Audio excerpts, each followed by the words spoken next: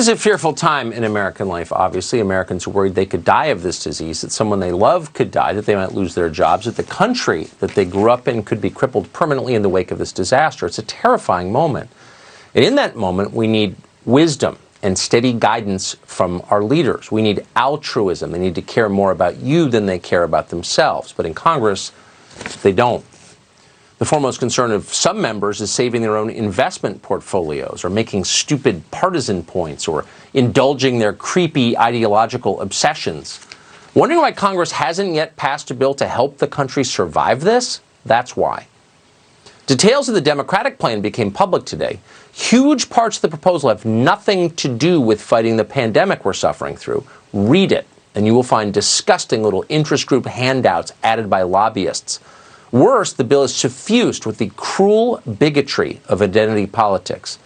At a time when America so badly, desperately needs to come together, Democrats remain intent on splitting this country into warring tribes. It's shocking. When asked about her bill today, Nancy Pelosi blamed the Pope. Last Thursday, Pope Francis offered the world this prayer: enlighten those responsible for the common good so that they might know how to care for those entrusted to their responsibility. Today, House Democrats are unveiling the Take Responsibility for Workers and Families Act, a bill that takes responsibility for the health, wages, and well-being of America's workers. The Senate Republican bill put corporations first, but because of the insistence of Leader Chuck Schumer and Senate Democrats, progress has been made. Even by Washington standards, shamelessness like that really has no precedent. Quoting the Pope? St. Nancy's coronavirus bill currently is more than 1,400 pages. It's not that long because it's a finely tuned fix to help the country through this disaster. No. It's that long because House Democrats have crammed it with totally unrelated political priorities. Identity politics, stoking racial division as usual, global warming, open borders. You should read it. Here's just some of what you'll find if you do.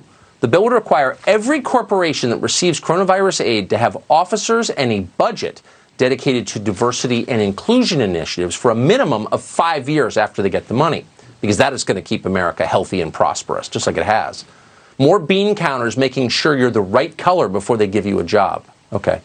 Companies would also have to produce elaborate racial reports for the government listing the skin color and the sex of their officers and boards of directors. They have to prove they give enough money to firms owned by women and non-whites, and of course, how much they spend on diversity initiatives.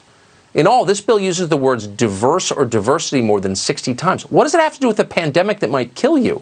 Not one thing.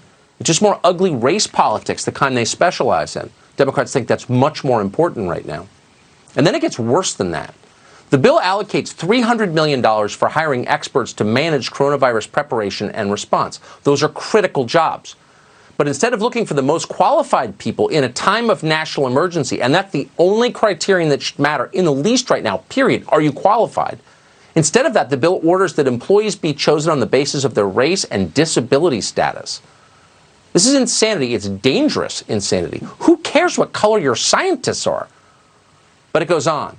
The bill would mandate that all 50 states have an early voter period as well as same-day voter registration. Why? Because Democrats believe those changes would give them an electoral advantage.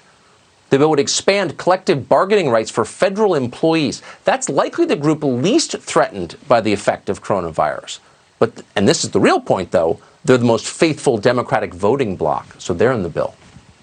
On matters of policy, the bill doesn't even try. Should the airlines get a federal bailout? That's an actual question. You could take either side. Democrats don't really dwell on it in this bill. It's too serious for them. Instead, the law would require that any airline that takes federal money offset their carbon emissions within 5 years, because climate activism is way more important than the disease that could kill your family next week. And then there's this. The House version of the bill includes special provisions, for real, to protect foreign nationals working here in the U.S.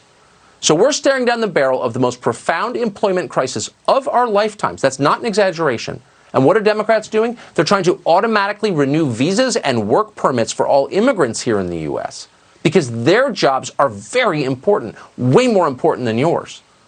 Democrats want to make certain the people who are replacing you are secure and happy. The whole thing defies belief, and that's not a partisan observation. Again, read it. Republican version of the bill is not that awful. Nothing could be that awful. But we want to be fair and tell you everything that's going on tonight on Capitol Hill. And according to an informed source that we spoke to, some Senate Republicans are trying to kill the requirement that companies that receive bailout funds stop sending American jobs overseas. Why would they do something like that? We don't know. You'd have to ask the business groups like the Chamber of Commerce that are funding them. It's also depressing. That was Senator John Kennedy's view of it. Kennedy gave a speech on the Senate floor today expressing as much. You know what the American people are thinking right now, Mr. President? They're thinking that this country was founded by geniuses, but it's being run by a bunch of idiots. What are we going to leave to our children if we allow this economy to crash? Senator Kennedy joins us tonight. Senator, thanks so much for coming on.